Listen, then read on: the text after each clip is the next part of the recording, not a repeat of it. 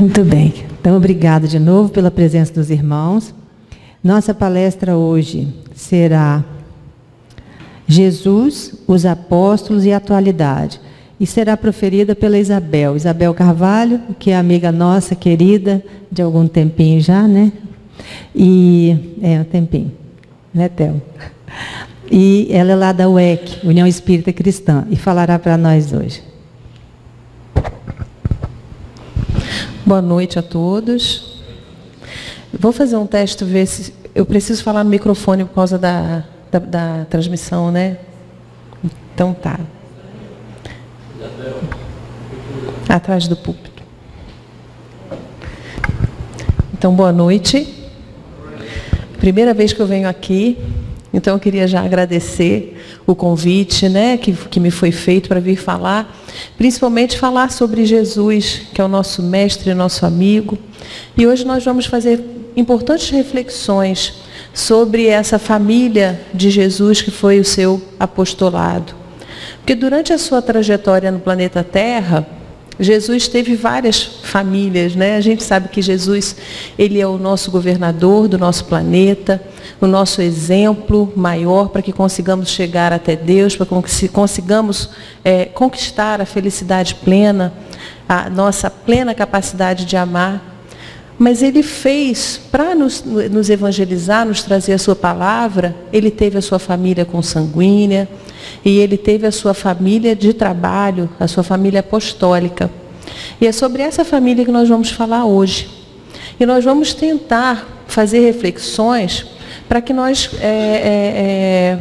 possamos avaliar o que foi o papel desses apóstolos nesse trabalho de evangelização, né? Por que Jesus escolheu essas pessoas, esses homens, e de que forma nós podemos fazer uma transposição do que eles nos trouxeram como exemplos, como homens que foram aqui na Terra, para nós que estamos hoje vivendo momentos de tanta dificuldade, tão desafiadores, né, de uma necessidade de tanta transformação íntima.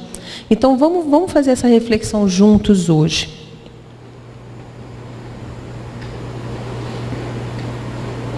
Então, para a gente começar a pensar, né? Jesus foi o nosso irmão enviado por Deus para que nos desse o caminho. O caminho, ele é o caminho, a verdade e a vida. Então, tudo que ele trouxe e nos transmitiu é o que vai nos fazer com que nós fiquemos na trilha das leis divinas. Na trilha das leis divinas para que a gente consiga atingir a perfeição e a felicidade. E Jesus, enquanto ele esteve na Terra, ele teve discípulos e ele teve apóstolos. Como hoje ainda, ele tem discípulos e tem apóstolos. E essa é a reflexão que nós vamos fazer. Quando somos discípulos de Jesus e quando passamos a ser apóstolos de Jesus? E para a gente conseguir fazer essa reflexão, antes de qualquer coisa, a gente precisa entender o que é discípulo e o que é apóstolo.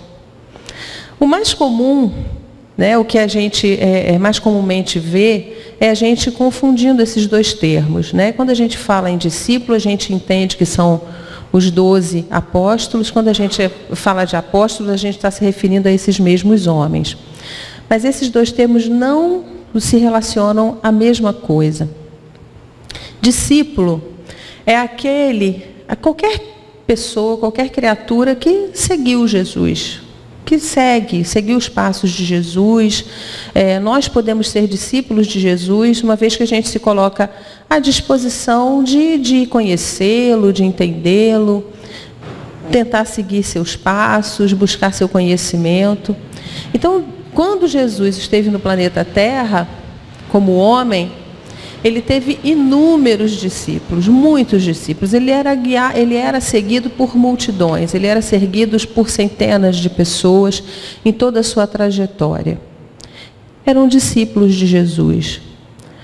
Só que os apóstolos, eles eram um pouco diferentes. Porque o apóstolo, ele é mais do que discípulo. O apóstolo é aquele que foi imbuído de uma missão. O apóstolo, ele foi imbuído de algo muito importante, muito transformador. O apóstolo, ele é um missionário, ele é um comissionado por Jesus. E Jesus escolheu esse grupo com muita antecedência. Ele já sabia quais seriam os espíritos, as almas que fariam o trabalho de evangelização no planeta Terra.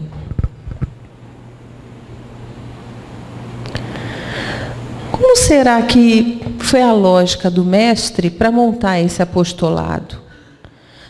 Será que Jesus, o que Jesus procurou nesses homens, né? O que Jesus enxergou nessas almas para convidá-las à missão da evangelização?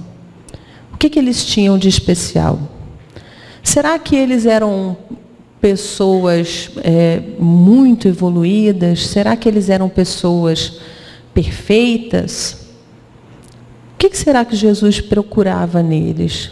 Será que ele buscou grandes sábios? Ele buscou grandes cientistas, grandes conhecedores? O que o mestre buscou nesses homens? Será que ele conhecia profundamente a alma desses homens? Será que Jesus precisava conversar com eles para entendê-los? Para saber e para medir cada ato, cada passo que eles iriam fazer, cada decisão que eles iriam tomar durante esse trabalho? Então está posta a pergunta. Será que os evangelistas, eles eram espíritos de luz? Ou será que eles tinham dilemas íntimos? Será que eles eram perfeitos? Que eles não cometeriam erros? Né? O que a gente imagina, né? Para estar do lado de Jesus. Pensem há mais de 2000 anos atrás, Jesus, um espírito perfeito. Jesus já existia antes do planeta Terra existir, porque ele participou junto do nosso Pai, que é o nosso Criador, mas ele foi um co-criador do planeta Terra. Está lá no livro A Caminho da Luz, de Emmanuel.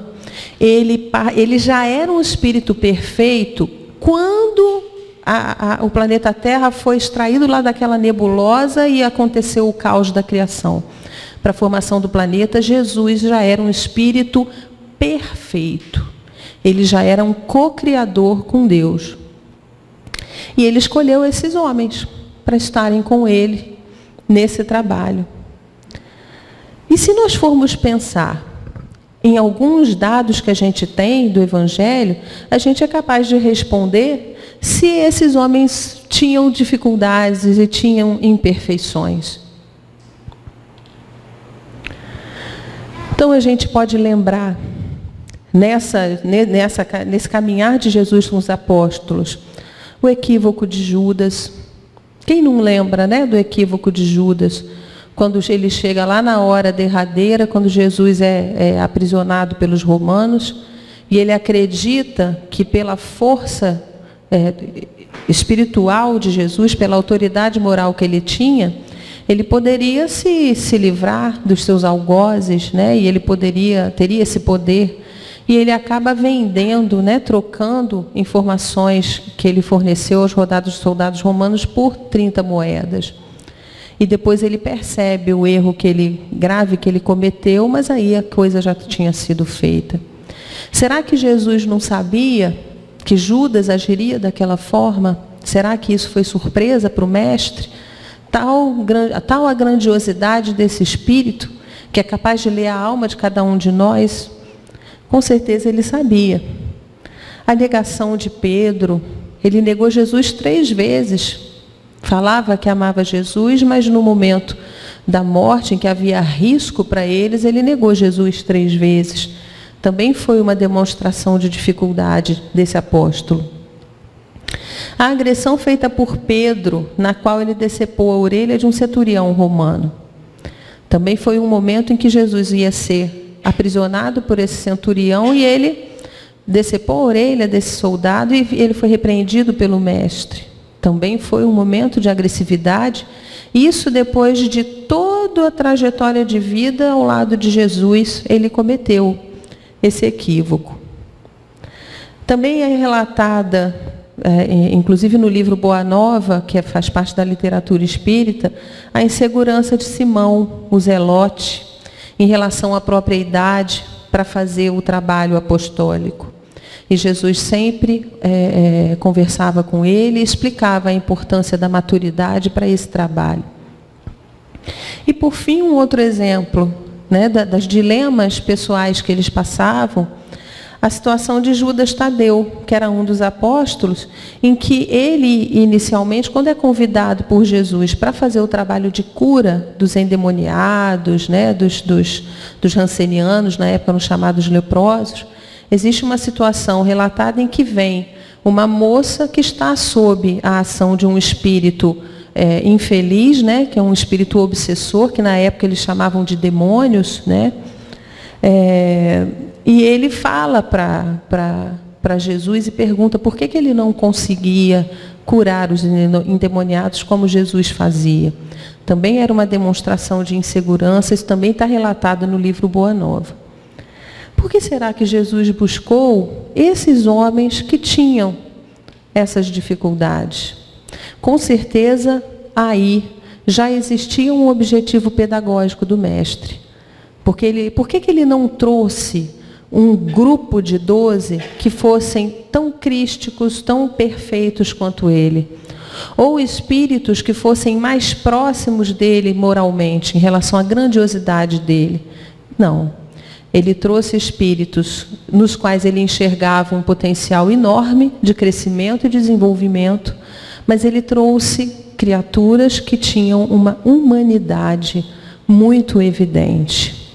Uma humanidade que os aproximava de nós, homens, que também temos muitas dificuldades. Agora, eu vou trazer para vocês aqui agora algumas características desses 12 apóstolos.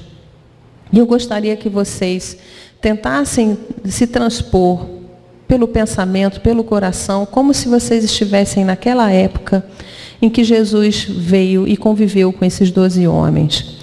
E eu gostaria que vocês procurassem em cada um deles possíveis características que possam, com as quais vocês se identifiquem. Poxa, eu me identifico com essa característica desse apóstolo, ou com essa dificuldade, ou com essa qualidade. Vamos lá? Então vamos começar aqui. Vamos começar falando do Bartolomeu. Eu trouxe essas imagens elas são próprias da Igreja Católica, e as imagens da Igreja Católica elas têm muita correlação com como foi o martírio do apóstolo, como foi a forma que eles morreram. Dos 12 apóstolos, somente um não teve morte bárbara, que foi João Evangelista. Todos os outros morreram barbaramente, com muito sofrimento. O João foi o único que viveu e teve morte natural. Bartolomeu, ele era agricultor da cidade de Caná. Ele era um homem que ele tinha uma característica de ser muito reflexivo. Ele era muito reflexivo, muito meditativo. E quando ele foi convidado por Jesus, ele foi imediatamente envolvido por ele, simplesmente com a aproximação do mestre. E ele pergunta: tu me conheces, Jesus? E ele responde que sim. Desde quando meditavas na figueira? Isso porque Bartolomeu ele era um homem que ele tinha o hábito de meditar embaixo dessa árvore. A figueira era uma árvore muito simbólica, muito valiosa aos olhos dos hebreus da época, e ele costumava refletir, meditar sob a árvore. E Jesus, nesse momento, mostra para Bartolomeu que ele o conhecia profundamente, que ele conhecia os hábitos que ele tinha. Ele era muito justo, ele era conhecido por ser muito justo, muito leal. Depois que Jesus morreu, aliás, isso foi uma grande característica de todos os apóstolos, eles ganharam o mundo para evangelizar, principalmente depois da morte de Jesus. Depois da morte de Jesus, eles assumiram a função de evangelização plenamente, na ausência do mestre. Ele foi à Índia, foi à Armênia, ele pregou em muitas cidades. Ele foi morto na cruz de cabeça para baixo, mas antes ele foi esfolado vivo. Tiago de Alfeu ou Tiago Menor, também um dos apóstolos. Nós tínhamos o Tiago Maior e o Tiago Menor. Vou falar agora de Tiago Menor. Ele era filho da prima de Maria, ele era de Nazaré, e ele tinha uma característica muito interessante, ele era ortodoxo.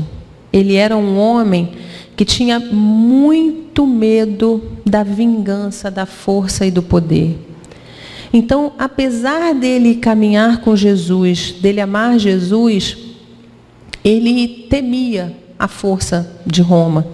Então, ele tinha como prática manter algumas tradições de Israel para compensar essa proximidade que ele tinha com Jesus. Muitas vezes tradições que o mestre não valorizava. E no caminhar dele, ele mostrava que ele não valorizava certos hábitos dos hebreus. E ele os mantinha, Tiago Menor os mantinha pelo medo, pelo receio que ele tinha de sair do que era posto como regra. E ele pregou o cristianismo na Síria, e uma das perseguições que ele sofre, ele clama por Jesus, e quando ele faz esse clamor a Jesus, ele acaba sendo atirado num penhasco, também tendo uma morte muito difícil. André. Percebam aí a foto, que também tem essa trave em X, tem correlação com a forma que ele morreu. André, ele era irmão de Simão Pedro, que era um dos apóstolos mais queridos de Jesus. Ele também era pescador. Ele nasceu em Betsaida. Betsaida em aramaico quer dizer casa de pesca. Então eles eram, na sua maioria, pescadores. Ele morava em Cafarnaum. Depois que Jesus morreu, ele pregou aos sítios, que eram os nômades, os godos. Ele pregou na Ásia Menor, que hoje corresponde à área da Turquia e da Grécia. E por inveja dos seus feitos, que ele conseguia praticar curas, o rei da época matou. Ele morreu numa cruz transversal. Judas Iscariotes. Quem não conhece essa figura, né, da história do Evangelho, que é tão achincalhado, né, como todo mundo sabe, aquela prática muito triste que a nossa população ainda tem, de malhar o Judas, né, relembrando a escolha que ele fez há mais de 2000 anos atrás em relação ao Mestre. Apesar de nós sabermos o quanto que Jesus o amava, e com certeza Jesus o perdoou de maneira irrestrita, mas infelizmente esse nosso irmão até hoje é achincalhado nas ruas por causa do seu ato pretérito. E Judas, ele era comerciante, ele era quem cuidava das finanças dos apóstolos, que eram muito poucas, né? Eles eram muito pobres, muito simples, mas as pouquíssimas finanças que eles tinham era o Judas que cuidava. Ele vivia numa pequena cidade no reino de Judá. Ele era um judeu, mas ele fazia parte de um grupo mais privilegiado. Ele tinha uma condição social um pouco superior aos demais. Ele era mais beneficiado socialmente.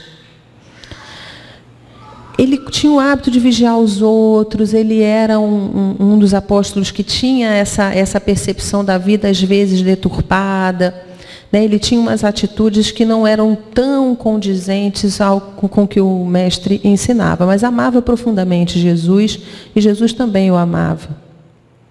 E ele foi aquele apóstolo que traiu Jesus, mas se arrependeu pelas 30 moedas de prata. Simão Pedro, também conhecido como Simão Barjonas, ele era um grande amigo de Jesus. Percebam que Simão Pedro era um dos apóstolos mais simples, um dos menos letrados. Ele era praticamente analfabeto. Ele também nasceu em Betsaida. Para o grupo de apóstolos, ele era considerado idoso, ele era um dos mais velhos.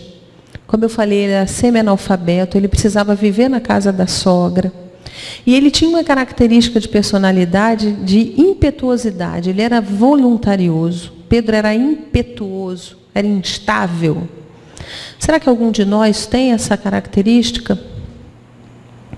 Só que Jesus via nele um potencial espetacular. Via nele um diamante a ser lapidado. E esse diamante, ele foi, sem demonstrar plenamente o seu brilho e a sua luz, até o momento em que Pedro nega Jesus 3 vezes. Ele tinha um hábito ele falava pelo mestre, ele se refugiava na autoridade de Jesus. Então ele era um homem que ele se escudava muito na força moral de Jesus. Como eu falei no início da palestra, ele chegou a decepar a orelha de um malfeitor. E ele negou Jesus 3 vezes. Quando perguntam para ele, quando Jesus está para ser crucificado, ele nega que conhecia Jesus 3 vezes. Depois que ele fez essa negativa, o que causou um profundo sofrimento nele, ele caiu em si. É o famoso cair da ficha, né? Caiu a ficha de Simão Pedro e ele enfrentou o próprio equívoco. Todo mundo lembra daquela famosa passagem em que Jesus pergunta para Pedro: Pedro, tu me amas? E ele pergunta para Pedro 3 vezes. E ele responde: se tu me amas, apacenta as minhas ovelhas.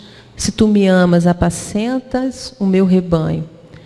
Cuida das minhas ovelhas, por fim. Então, quando Jesus faz essa pergunta 3 vezes para Simão Pedro, é porque Jesus já sabia que Simão Pedro o negaria 3 vezes. E ali ele está fazendo com que Simão Pedro avalie a própria dimensão do amor que ele tem por Jesus. E Jesus ali já está falando o que Simão Pedro ia fazer depois da morte dele. E Simão Pedro amava profundamente o Mestre. E ele descobre esse amor e percebe esse amor depois do equívoco dele. Até então, ele era discípulo. Depois que ele comete o erro, ele se transforma num apóstolo. O amor tornou um mártir. Simão Pedro, ele divulga o evangelho em Roma. E ele acaba sendo crucificado em Roma de cabeça para baixo, a pedido dele próprio. Ele não queria ser morto na mesma posição de Jesus, porque ele não se considerava merecedor de morrer como mestre. E ele pede que ele seja colocado de cabeça para baixo na cruz, e a própria esposa dele também é morta em função do trabalho dele. João Evangelista. João Evangelista é aquele apóstolo que eu falei que morre de morte natural. Lembram? Ele era um dos mais amados por Jesus. Ele era o mais jovem de todos.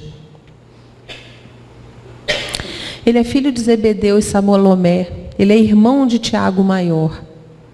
Ele também era de Betsaida, também ajudava os pais na pesca. E ele faz parte daquela passagem que é muito conhecida do Evangelho, está também descrita no Evangelho segundo o Espiritismo, quando a mãe de João Evangelista e de Tiago Maior pede a Jesus que os dois irmãos sentassem um à direita e um à esquerda de Jesus, quando ele fosse ao reino dos céus. E Jesus responde que isso não cabia, essa decisão não cabia a ele, que essa decisão cabia a Deus. E que eles tinham que avaliar, para eles terem esse merecimento, se eles saberiam beber do cálice amargo, que é o de conhecer a palavra e enfrentar a tudo e a todos para fazer valer as leis divinas e o ensinamento de Jesus. E esse apóstolo, ele morre naturalmente. Ele é aquele que mora com Maria até a sua morte. É aquele apóstolo a quem Jesus entrega a sua mãe no momento da morte. Que ele pergunta, né? Mulher, eis aqui teu filho. João, eis aqui tua mãe. Que é mais um exemplo de preocupação com os seus familiares, né? Que Jesus demonstra no momento da morte. E aos olhos de Jesus, ele era o símbolo da ternura. Ele era muito doce, muito amoroso. E ele viveu muito tempo em Éfeso, com Maria, onde também morreu Maria de Magdala. Só que João morreu em Patmos, para onde ele foi exilado, mais para o final da existência dele. Tomé. Quem não sabe aquela frase, né? Eu sou igual São Tomé, eu tenho que ver para crer. Quantos São Tomés teremos aqui hoje, né? Que só acreditam naquilo que toca, que só acredita naquilo que é milimetricamente medido, aquilo que é milimetricamente comprovado. São Tomé tinha essa característica. Tomé também era pescador. Ele era um homem da razão, ele era um homem da lógica. Ele representa o espírito da geometria. Se ele estivesse aqui entre nós hoje, ele seria o protetor das ciências. Ele pregou na Pérsia, na Índia, e ele chegou a erguer a igreja durante o seu trabalho de evangelização depois da morte de Jesus. Ele foi aquele que não acreditou quando Maria Madalena e os apóstolos disseram que Jesus já havia ressurgido depois da sua crucificação. Quando Jesus reapareceu aos apóstolos, ele só acreditou que era o Mestre quando ele tocou na ferida, nas feridas que foram provocadas durante a crucificação. Então ele era um homem que só acreditava no que via. Quantos de nós abrem mão do que a gente pode acreditar pela lógica, pelo sentimento, né, pela percepção dos ensinamentos espirituais, porque só acredita no que vê e no que toca?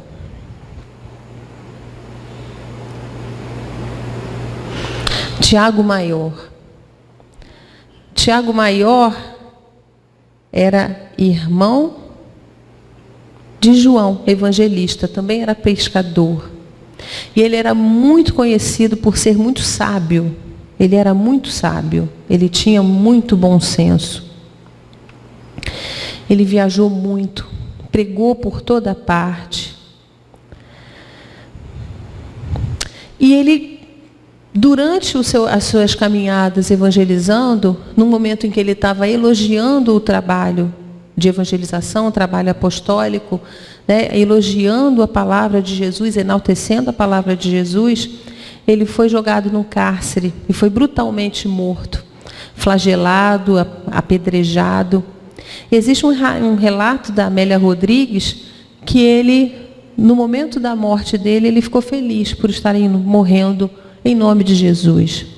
Aliás, na literatura complementar espírita, a gente tem vários relatos em que se descreve a serenidade com que os apóstolos se entregavam ao martírio e aos sofrimentos físicos.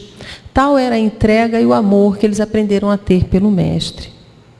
Ele já foi morto por decapitação. Filipe, mais um dos apóstolos de Jesus. Filipe, ele era seguidor de João Batista. E ele tinha 2 filhas e amava muito Jesus. E ele tinha uma dificuldade grande porque ele tinha muitos conflitos relacionados à vida dele como evangelizador, como apóstolo, e à vida familiar. Ele foi aprisionado também por Saulo. Saulo, que depois se transformou em Paulo, aquele da estrada de Damasco. E ele foi forçado por Paulo a falar sobre os judeus, a delatar os judeus. Cada vez que ele falava ou que ele negava, ele levava uma surra, ele levava uma agressão. E ele foi apedrejado após muito apanhar. Mateus. Mateus foi um grande evangelista, o evangelista das bem-aventuranças. Eu não sei se todos nós sabemos, Mateus, ele era irmão de Tiago Menor e também de Judas Tadeu. E todos eles eram primos de Jesus. Eles eram conhecidos como irmãos de Jesus. Ele foi nascido em Nazaré, ele era cobrador de impostos. E Jesus foi muito criticado, muitas vezes, por ter convidado Mateus para o trabalho apostólico. Ninguém entendia, porque todo cobrador de impostos nessa época, ele era muito mal visto. Muito mal visto. Ele era considerado como um traidor do povo hebreu. E normalmente eles eram pessoas que tinham condição financeira. Só que Jesus o convidou para fazer o trabalho com ele, durante os anos em que ele ficou na terra. Depois que Jesus morreu, Mateus seguiu pela Etiópia, todo o Egito, pregou o cristianismo, até que ele acabou morto por uma lança, por um rei da época. E foi ele quem escreveu o Evangelho das Boas-Aventuranças. Judas Tadeu. Judas Tadeu também divulgou o cristianismo. Ele pregou na Judéia, na Samaria, na Mesopotâmia, na Pérsia. Ele também foi nascido em Nazaré. E ele foi aquele apóstolo que perguntou para o Cristo por que ele conseguia expulsar os demônios e curar doenças, e ele não. E no livro Boa Nova, Jesus explica para ele por que ele não conseguia efetuar as curas que ele tanto desejava até aquele momento. É porque ele não conseguia, infelizmente, se colocar diante do irmão com humildade.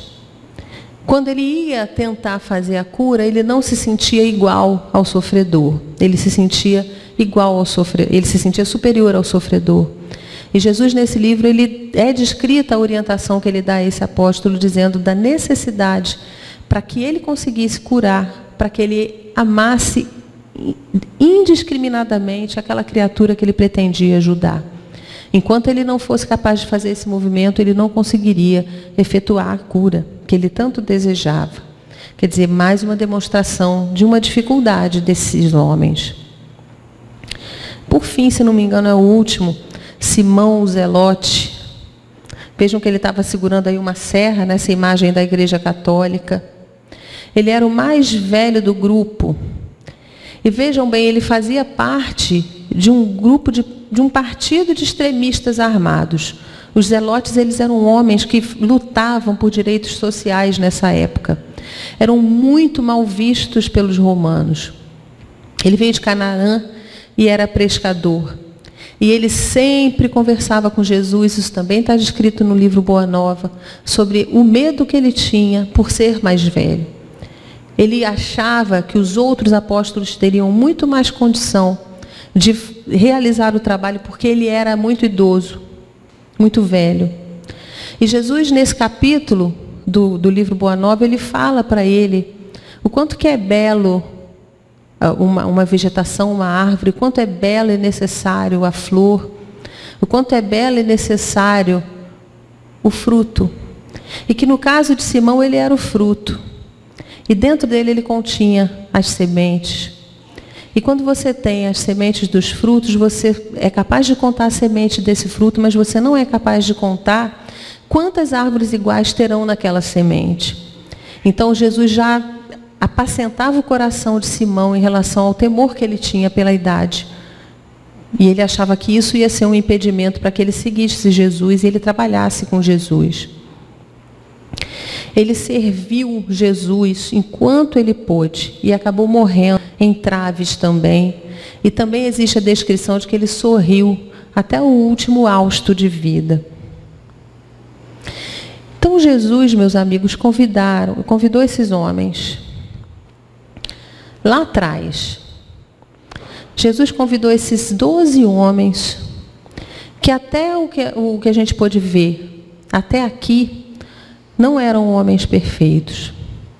Eram homens que tinham muitas dificuldades, que tinham qualidades, que tinham potencialidades, que tinham forças, mas eram homens que também tinham profundos medos, profundos dilemas, profundas dificuldades. Então agora, pensando, depois de ouvir um pouquinho da história de cada um deles, por que será que Jesus os convidou para o apostolado? Será que Jesus entendia a importância de termos esses exemplos para nós hoje? Será que conhecer as dificuldades que eles tiveram pode hoje nos ajudar a nos fazer nos sentirmos mais fortes, a aceitarmos os nossos próprios defeitos, as nossas próprias inquietações, percebendo que um espírito crístico, como o nosso Mestre Jesus, convidou esses homens dentro da sua humanidade, dentro da sua imperfeição, para trabalhar ao lado dele? Então a gente precisa se perguntar, e nós? Alguém tem dúvida que Jesus convidou a cada um de nós aqui para, de alguma forma, evangelizar o mundo, evangelizar o planeta Terra? Cada um de nós aqui sabe que a nossa trajetória espiritual, ela não é dessa reencarnação. Ela é de várias outras reencarnações. Quantas são? Desconhecemos, não sabemos. Mas nós sabemos que hoje nós somos a melhor versão de nós mesmos. Porque hoje nós somos melhores do que fomos há um ano atrás. Hoje nós somos melhores do que fomos há 20 anos atrás. E com certeza, nessa reencarnação é a nossa melhor forma, é a nossa melhor posição diante da vida. Então, se hoje nós já estamos numa situação em que a gente consegue perceber os nossos erros, perceber os nossos impedimentos, é porque a gente está no momento de zerar tudo e aceitar esse convite de Jesus. Só que nós podemos aceitar o convite de Jesus como discípulos ou como apóstolos. Percebam como foi com os 12 apóstolos. Houve um momento em que cada um deles efetivamente internalizou o ensinamento do Mestre. Cada um deles. Houve um momento na sua trajetória que, apesar de lá, quando Jesus os convidou, a cada um deles, eles eram discípulos, mas num dado momento eles se transformaram em apóstolos. E Emmanuel nos descreve esse momento sobre os nossos convites atuais. A gente precisa pensar em Jesus nos convidando na nossa atualidade, no nosso presente. Quando Jesus penetra o coração de um homem, converte-o em testemunho vivo do bem e manda-o a evangelizar os seus irmãos com a própria vida. E quando um homem alcança Jesus, não se detém pura e simplesmente na estação das palavras brilhantes, mas vive de acordo com o Mestre, exemplificando o trabalho e o amor que iluminam a vida, a fim de que a glória da cruz não se faça vã. Então, isso foi trazido por Chico Xavier, pelo Espírito Emmanuel. Então, percebam, meus amigos, é quando Jesus penetra no coração de um homem verdadeiramente e consegue transformá-lo num apóstolo, ele passa a ser um testemunho vivo do bem. Fazer parte da turma do Cordeiro, fazer parte da turma de Jesus não é fácil. Fazer parte do que Jesus professa é profundamente difícil. Porque o convite de Jesus é para nos tomar como um todo. É para nós nos livrarmos, nos abstermos do que é imediato, do que é importante para a gente, para efetivamente fazer coisas muito difíceis, para efetivamente perdoar a si mesmo, perdoar um agressor extremamente tenaz. É conseguir calar o próprio eu, o próprio ego, para vir o self, para poder conviver com as pessoas. É conseguir ter indulgência com aquele familiar profundamente difícil, que nos provoca, que nos desafia a todo tempo. É conseguir manter a felicidade e a serenidade, estando no melhor momento da vida ou estando no pior momento da vida. É se entregar aos grandes sacrifícios com um sorriso no rosto. E, acima de tudo, é saber reconhecer a própria força nos próprios erros e nas próprias dificuldades. Então, com a fala desse nosso mentor maravilhoso, como Bartolomeu, que fazia tantas reflexões embaixo da figueira, será que a gente é capaz de sair da nossa concha, da nossa intimidade, para enfrentar a própria sombra? Será que a gente é capaz de enfrentar a sombra coletiva? Será que a gente é capaz de se colocar no mundo, não como uma vítima, mas como alguém que participou de tudo que está ruim hoje, e a gente precisa participar da solução e da correção? Ou a gente se coloca numa situação de vítima? Eu não devia viver nesse mundo, esse mundo está muito ruim, esse mundo está muito triste. Será que a gente consegue fazer esse movimento de colocar para fora o que a gente tem de força para transformar o que está ruim?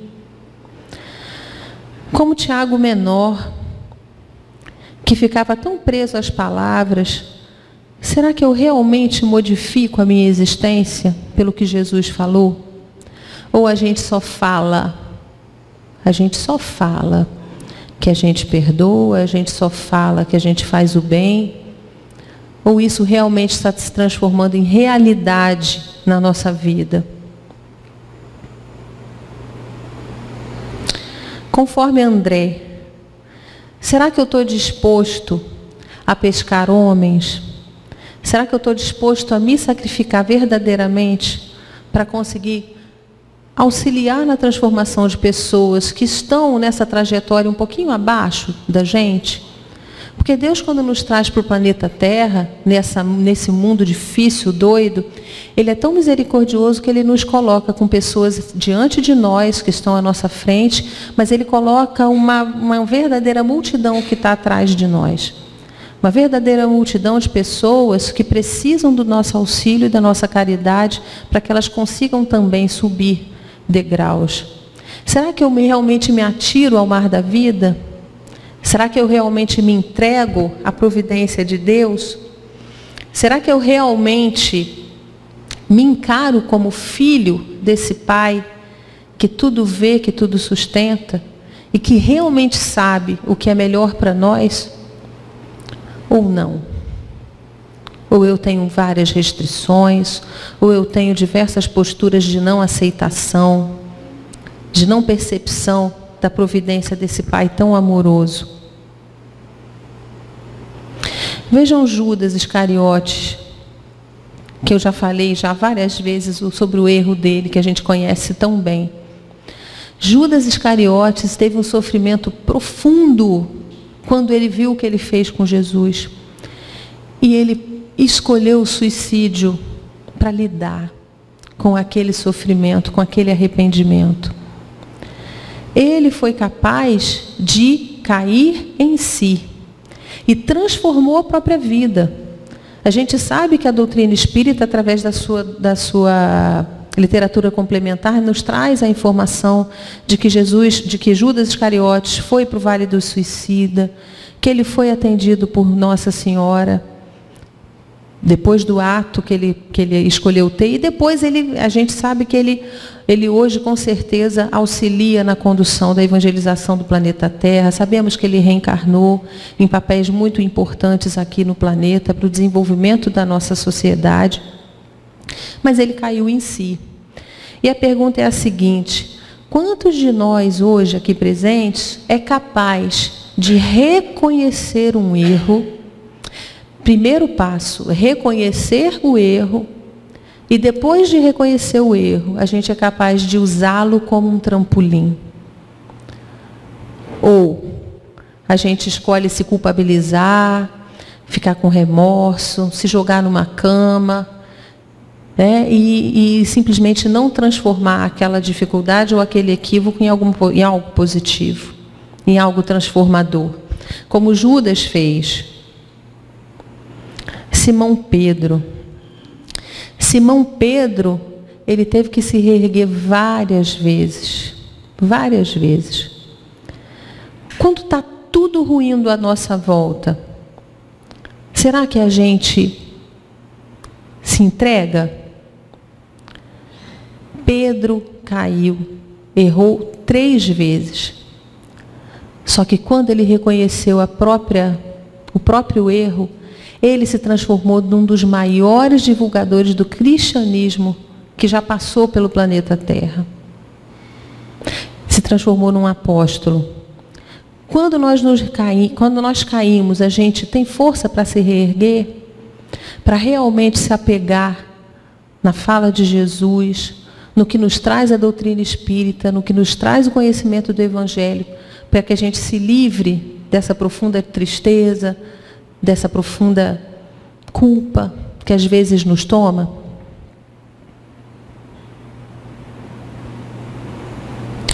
E João, como João Evangelista, será que existem momentos das nossas vidas em que as situações são tão difíceis que a gente tem medo de se manter fiel ao que é certo?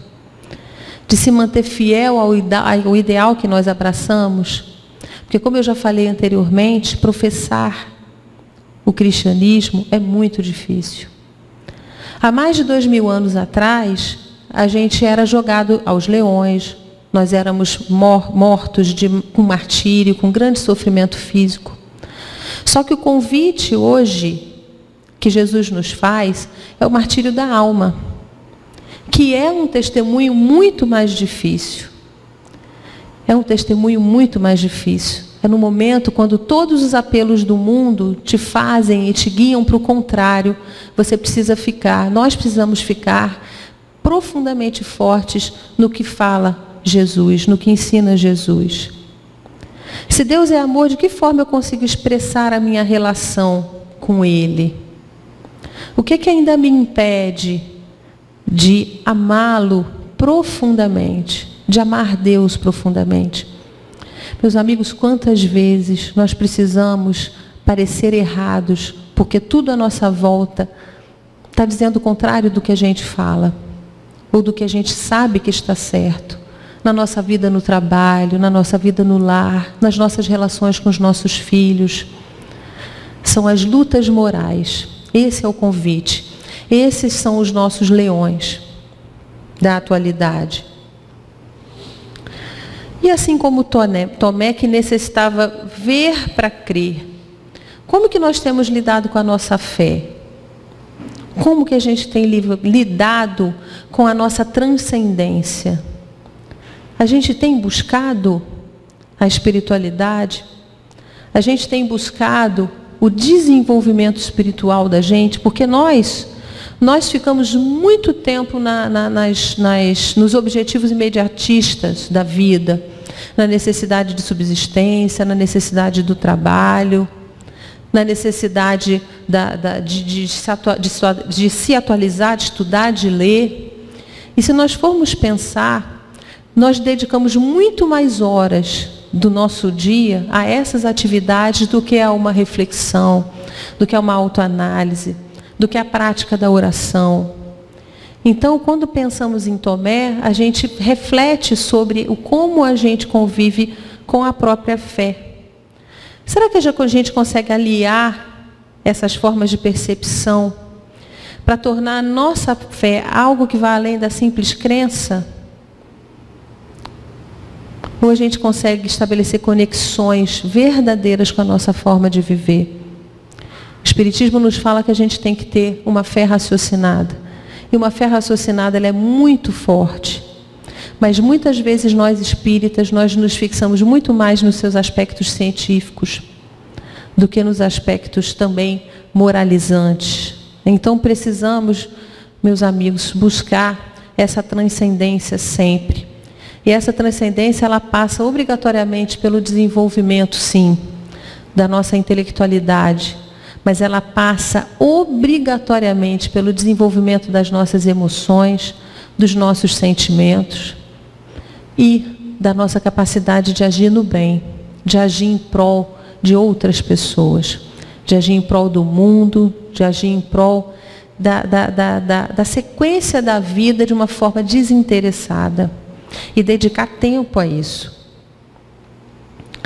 Tiago Maior, que aderiu a um ideal que exige uma grande cota de sacrifício. Eu estou disposto ao sacrifício de verdade? Ou será que tudo para mim é um impeditivo? Não, agora eu não vou fazer isso porque eu estou sem tempo. Agora eu não vou fazer aquilo porque eu estou sem dinheiro. Agora eu não vou... Não, aí não dá mais para eu assumir esse trabalho na casa espírita porque eu estou com um problema familiar. Precisamos fazer essa reflexão. Qual é a cota de sacrifício que a gente está disposto a dar para fazer, para cumprir possíveis missões, pequenas missões ou pequenos compromissos que tenhamos, porventura, assumido antes da gente reencarnar na Terra. A gente precisa lembrar, meus amigos, que muitos de nós não cumprimos compromissos firmados antes da gente ocupar um novo corpo aqui nesse planeta. Muitos. Parece que a gente entra aqui nesse planeta Terra, se esquece de tudo, se envolve com um monte de coisa que tem menos importância e esquece dos compromissos espirituais que foram firmados. Será que a gente se preocupa muito ainda com posições sociais, posições na Terra, títulos? Ou a gente realmente está em busca de uma conquista pessoal? Será que adianta eu ser um médico? Será que adianta eu ser um jurista? Se isso não se transformar em crescimento espiritual? Como Felipe, será que eu estou conseguindo conciliar meus compromissos com a família? Com esse desenvolvimento da minha espiritualidade? Com a minha participação no trabalho, no nosso caso, no trabalho espírita? Mateus, que era aquele cobrador de impostos, que foi capaz de largar tudo. Mateus largou tudo. Largou o trabalho, largou o dinheiro, largou tudo e acompanhou Jesus.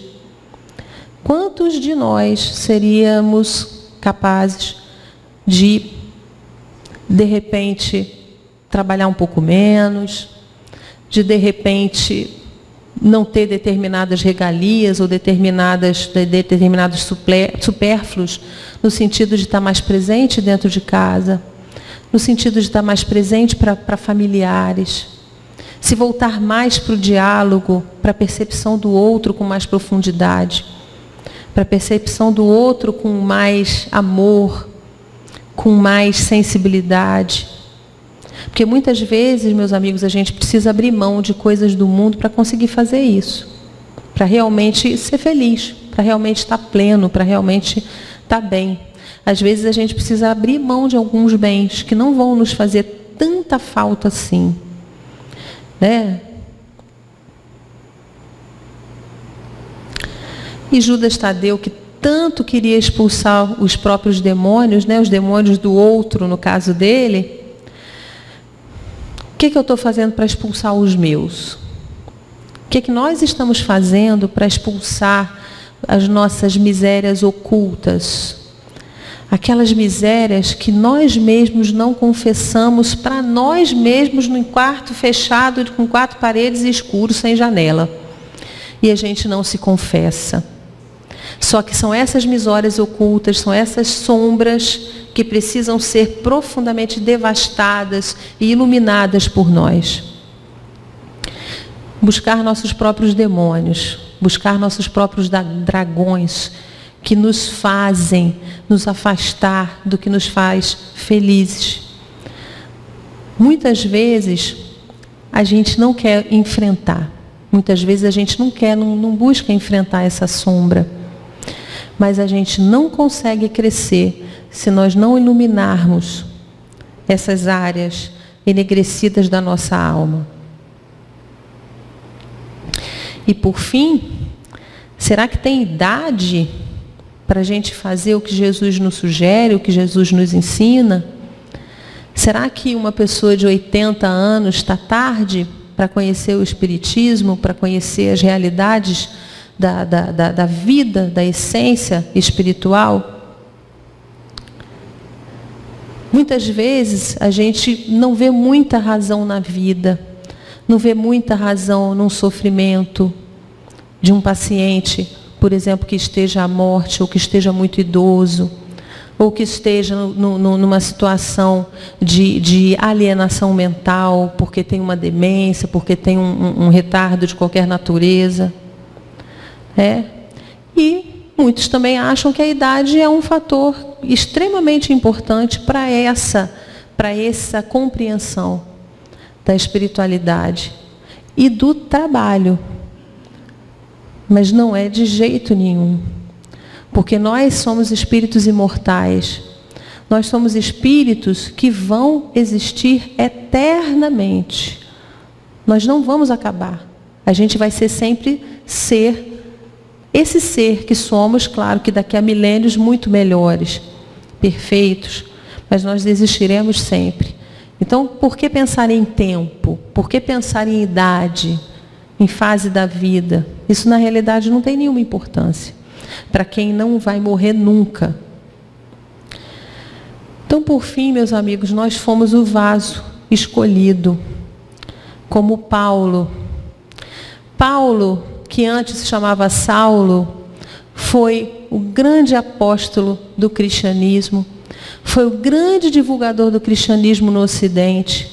E ele também foi um homem que cometeu vários equívocos enquanto ele era Saulo. Grande doutor da lei, que conhecia tudo, conhecia um monte de coisa, perseguia cristão, matava cristão, até que num dado momento, ele, atravessando a estrada de Damasco, ele foi arrebatado por um sol maravilhoso, por um sol que o fez cegar sua visão. E ali naquele momento, ele reconheceu a grandiosidade de Jesus, e lá naquele momento ele foi realmente tomado pela palavra desse mestre maravilhoso, desse mestre bondoso, que tanto, tanto nos ama e nos convida a todo momento. E dali Paulo foi capaz de realizar ações maravilhosas em meio a profundos sofrimentos, agressões. Abriu mão da sua posição social, abriu mão da sua família, passou a ser escorraçado, espancado, dormindo em cavernas, porque ele se considerava prisioneiro de Jesus. E ele, prisioneiro de Jesus, ele era profundamente livre. Mesmo que ele estivesse num cárcere, envolto por algemas, por correntes, ele era um espírito livre. E eu pergunto, para finalizar a minha fala, nós que somos vasos escolhidos por Jesus, assim como Paulo, quando nós nos tornaremos realmente espíritos livres, livres dos nossos vícios, livres das nossas imperfeições, das nossas más tendências, dos nossos maus pendores, que estão em nós, que precisam ser conhecidos, porque dentro de nós existe o tal diamante, que Jesus consegue ver o potencial e a grandiosidade, porque Jesus nos falou um dia que nós somos deuses. E quando ele fala que nós somos deuses, é porque nós temos selado no nosso coração e na nossa mente o dedo desse Criador, que nos dá todas as possibilidades que pode existir no filho desse Criador tão maravilhoso, tão misericordioso.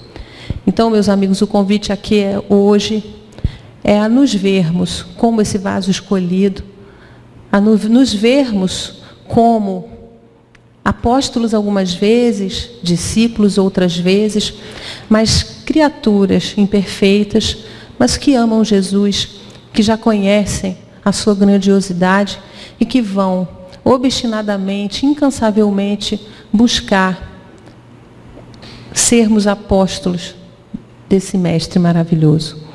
Boa noite, muito obrigada pela paciência, que Deus esteja conosco até nossos lares.